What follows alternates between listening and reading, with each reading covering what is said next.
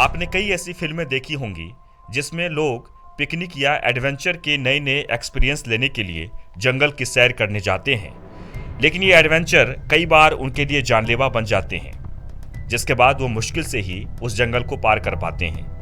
लेकिन ये बातें केवल फिल्मी नहीं है, क्योंकि असल जिंदगी में भी कई ऐसी जगहें हैं जहां जाने के बाद लोगों को पछताने के सिवा कुछ नहीं मिला, जिसके बाद वे वापस तो लौटे, पर एक कहानी के रूप में, एक कहानी जो उनकी जिंदगी के बाद लिखी गई। जी हाँ, आज हम बात करने जा रहे हैं जापान के आओकी गाहरा जंगल की। दुनिया भर की स्ट्रेंज प्लेसेस में शुमार जापान का ये जंगल आज भी मिस्ट्री बना हुआ है, जो कई लोगों की जानें ले चुका है। सुसाइड फॉरेस्ट के नाम से मशहूर इस जंगल में कई लोगों की कब्रें बनी हुई हैं। अब तक इस जंगल में कई लोगों ने आत्महत्या कर ली है।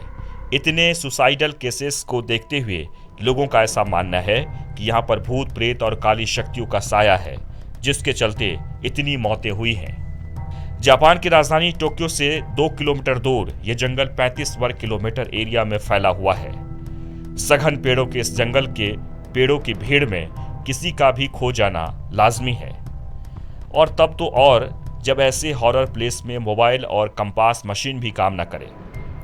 बताया जाता है कि जंगल की मिट्टी दरअसल ज्वालामुखी के लावे से बनी हुई है। यही वजह है कि यहाँ कंपास भी काम नहीं करता। आयरन कंटेंट के चलते कंपास की सुई कभी सही रास्ता नहीं बता पाती। अगर कोई जंगल में खो गया तो वो बाहर की दुनिया से संपर्क नहीं कर सकता।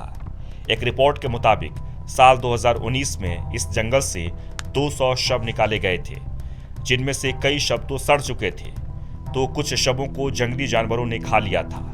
लोगों का मानना तो ये तक है कि यहाँ मरे हुए लोगों की आत्माएं भटकती रहती हैं।